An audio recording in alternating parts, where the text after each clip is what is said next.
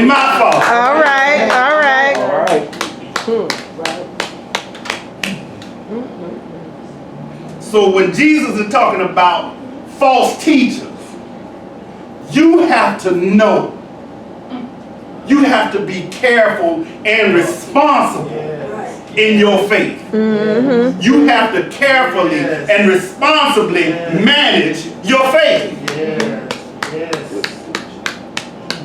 We went to Ocala for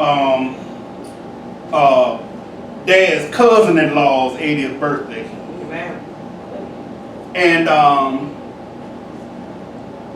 afterward, we were at my cousin Shion's house, and Shion was talking to, well, she was sitting talking to me, and she was talking about her mom, Dad's cousin, but we call her Auntie Barbara. But Auntie Barbara passed away from Lou Gehrig's disease, ALS. And you know, if you don't know anything about ALS, it attacks your central nervous system.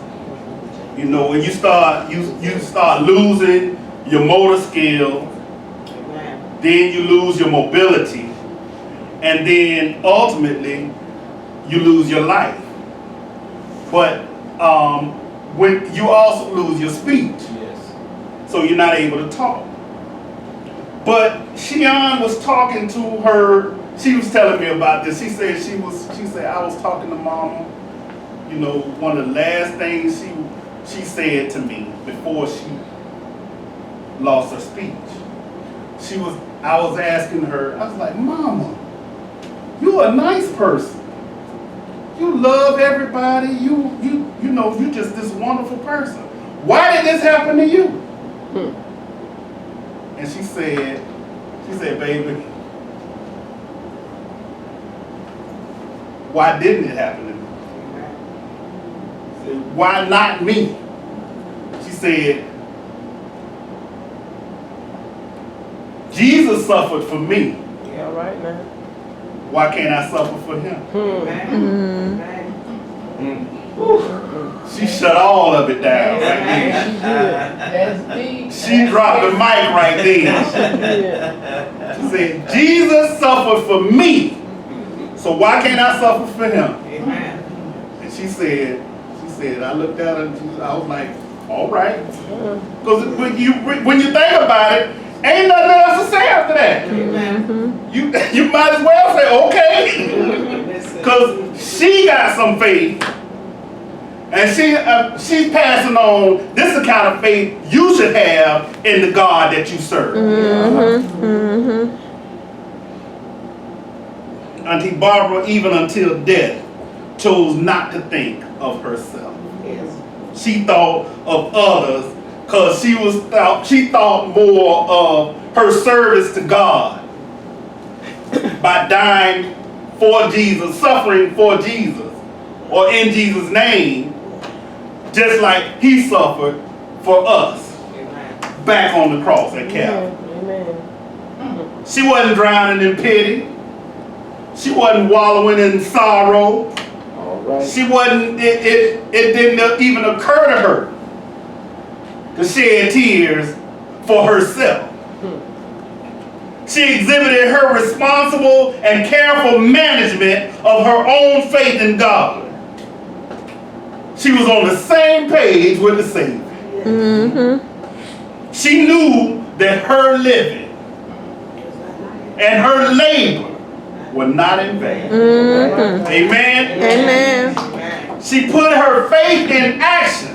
In other words, she was intimately familiar with the stewardship of faith. Auntie Barbara didn't have time for false doctrines or belief in men and women here on this earthly plane. She wasn't trying to hear feel-good preaching that you hear on TV on Sundays. She was locked into where she needed to be. She was a shining example of the stewardship of faith. Somebody please read Mark 4, 35 to 41. Mark 4, 35 to 31. To 41. Oh, 35 to 41. okay. And the same day, when the even was come, he said unto them, let us pass over unto the other side. And when they had sent away the multitude, they took him even as he was in the ship. And there were also with him other little ships. And there arose a great storm of wind, and the waves beat into the ship, so that it was now full. And he was in the hinder part of the ship, asleep on a pillow, and they awake him, and said unto him, Master, carest thou not that we perish? And he arose and rebuked the wind, and said unto the sea, Peace, be still. And the wind ceased, and there was a great calm. And he said unto them, Why are you so fearful? How is it that you have no faith? What was that? Mark 5? No. It was Mark 4, 35 to 41. Right. Okay. Oh, 41. How was it? Yeah. One more, okay. And they feared exceedingly, and said one to another, What manner of man is this, that even the wind and the sea obey him? what manner of man is this? Amen. What manner of man is this? No man at all. That's the Son of God. So if God can do it, why not Jesus? Amen. But see, the thing is, this is the improper stewardship of faith. Why do I say this? Because it is. When you think about it, y'all been hanging around with Jesus all this time. Jesus has laid out how he's going to die and when he's going to die. He has also laid out how he would suffer.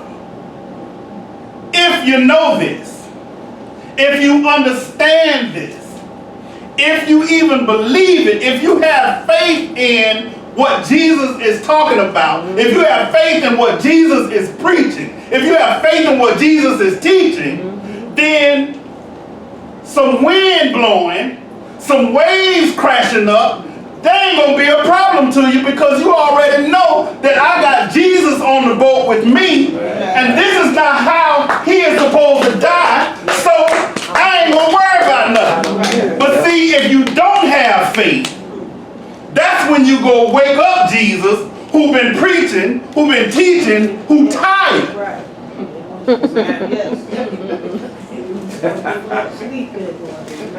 All right. You can't even let the man sleep. Wow. And then when he's saying, why don't you have faith? I told y'all when I'm going. Yes. I told you how I'm going. I told you what's going to lead up to me leaving. All right. None of that is going to happen on this boat. None of it. There's not a cross on this boat. There's not a hill on this boat. It ain't even a tomb on this boat. The thing is, if you understand, if you believe, if you had faith in what I've been saying to you all this time, you would have let me sleep. I remember hearing a preacher say, he had a sermon about this particular scripture, and he said that all you need is a sleeping Jesus. All you need is a sleeping Jesus. Because if you fully understand the stewardship of faith, if you fully understand that Jesus is not going to go, and Jesus ain't going to drown for your sins. Yes. He going to the cross for your sins. All right. Yes. And the thing is, even if the boat had capsized, Jesus can walk on water. All right. That's right. And he's already proved that. So you sitting up here, you mean to tell me you're going to wake up a sleeping Jesus when you ought to know that you ain't going nowhere and he ain't going nowhere because it's not his time. Amen. Come on. Improper stewardship.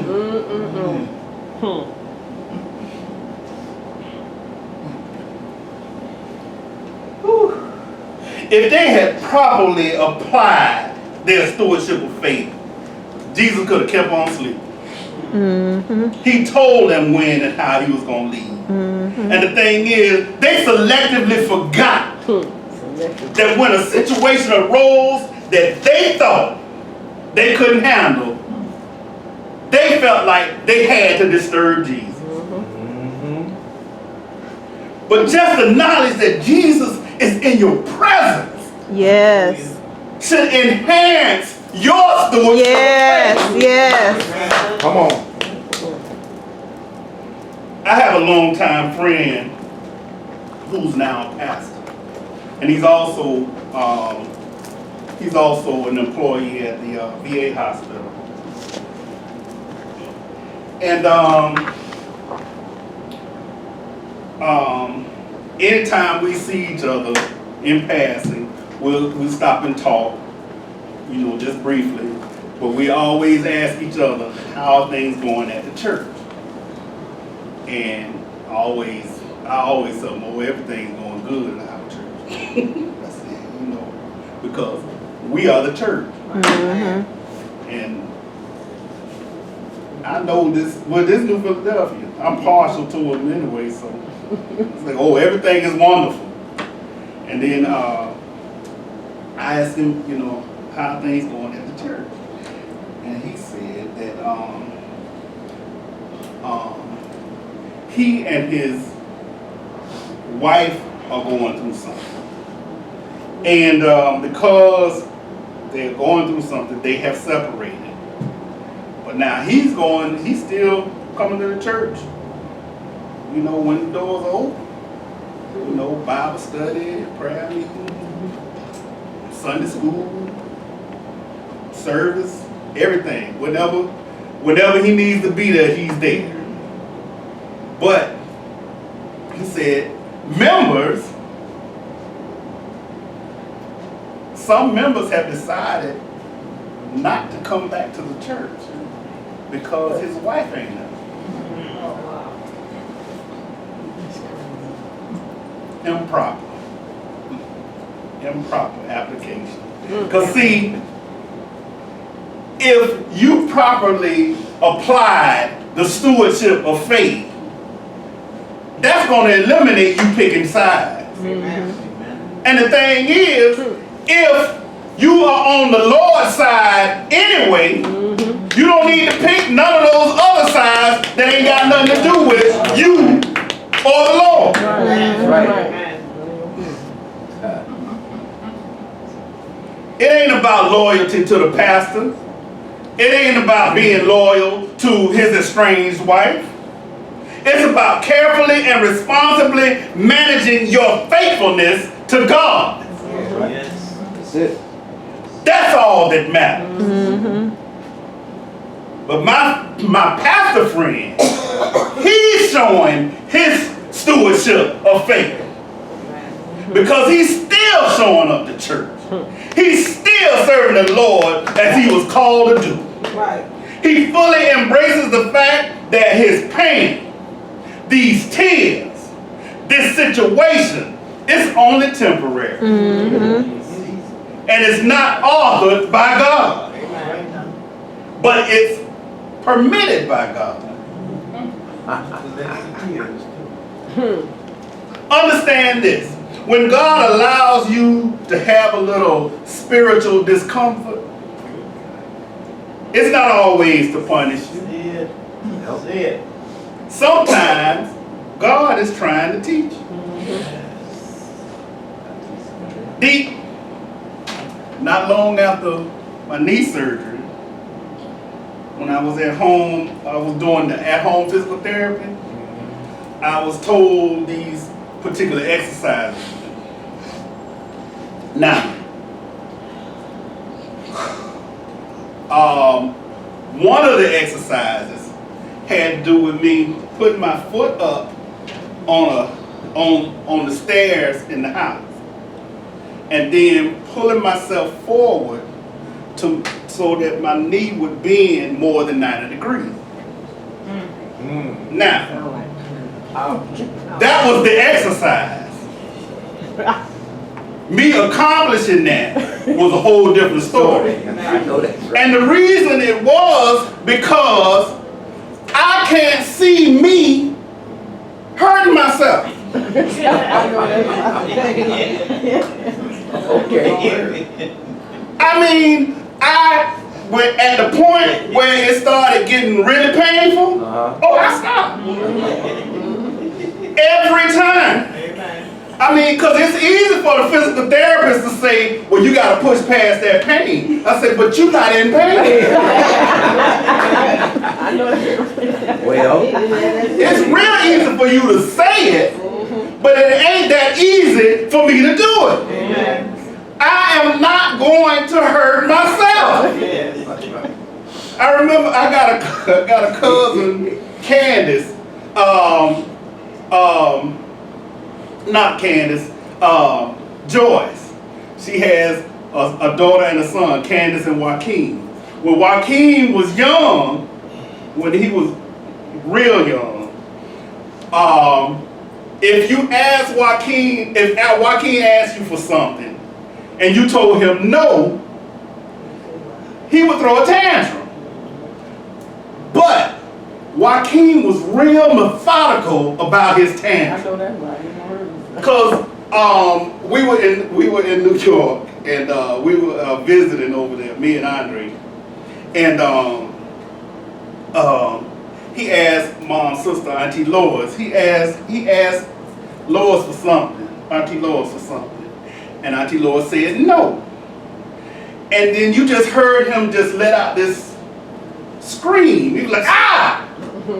But you didn't hear anything else. But then you saw him. He put his hands down, and he got down on his knees. Then he rolled over on his back, and then he laid out. And it was a process, and it was taking a little while. And I said, Auntie Lois, what is he doing? She said, oh, he's throwing a tantrum. He is? She said, yeah, but see, he won't hurt himself. You know how kids will throw themselves on the ground? But there's a danger in hurting yourself. Joaquin had figured that out. Joaquin said, now I'm going to throw this tantrum.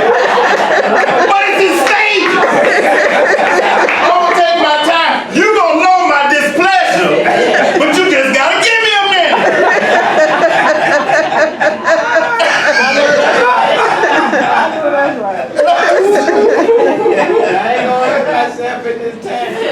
I ain't gonna hurt myself. And you see, remember when I told y'all that you're favored by God because you favor God? Yes. That's because we all have a piece of God within us. And it's for that simple reason that God doesn't try to hurt us, because if God tried to hurt us, he'd be hurting himself. Right.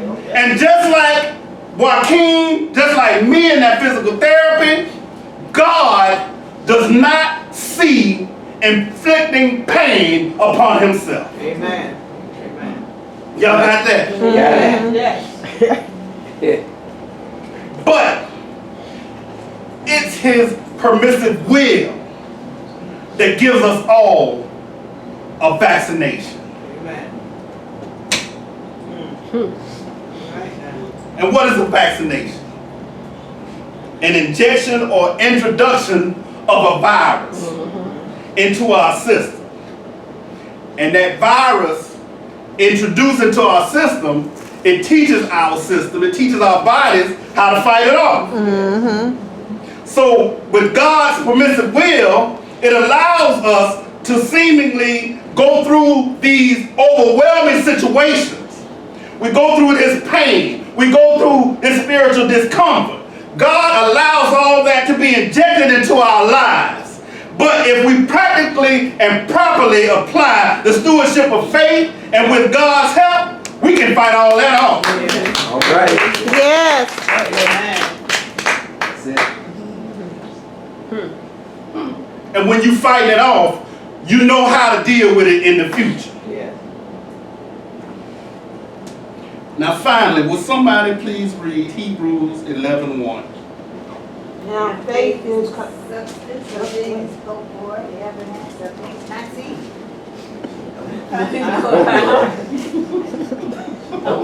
Hey. The substance of things hoped for. The evidence of things not seen. Amen.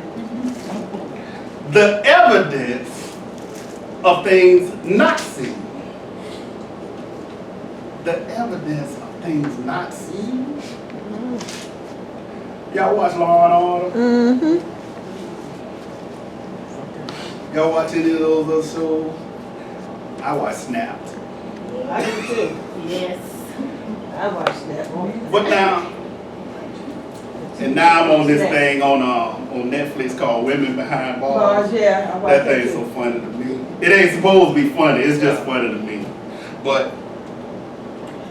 ain't it funny that in those trials, when you go to court, the prosecution is seeking to convict you on the preponderance of the evidence.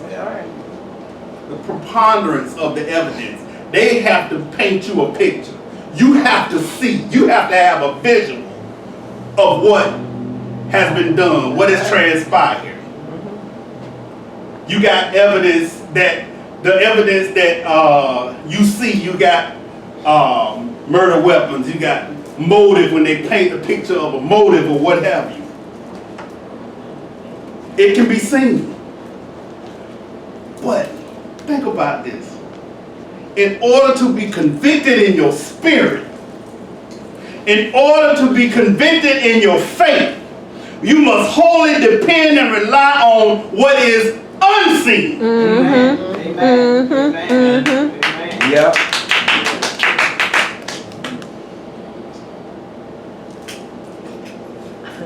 That's the proper application of the stewardship of faith. faith. Yeah.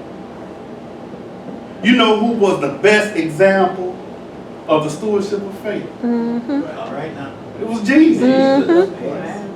As a good steward of his faith in his Father and his Father's faith in us, that we'll call on, rely on, and depend on him after we sin. Jesus was sent to the earth to die for those sins.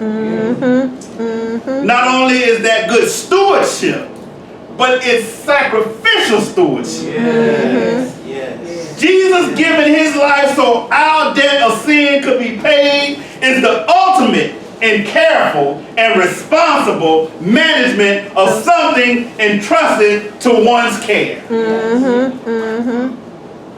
God cared for us so much that he entrusted Jesus with the responsibility of our sin. All right. All right. Thus ensuring our passage into his kingdom for eternity. Yes. Yes. Ain't that what it says in John 3:16? So remember always, God don't want your money, but he does want you to properly and practically apply the stewardship of faith. And God will welcome you to his throne of grace, friends and friends. And you know what? He'll welcome you to his throne of grace with bad credit. He'll welcome you to his throne of grace with no credit. He'll welcome you to his throne of grace with no money down. He'll welcome you to his throne of grace with no trade-in. Because Jesus was the trade-in at Calvary. He cleared all of our spiritual credit report. And not only did he provide the down payment, but he made sure you don't have to be bogged down with payments because Jesus paid it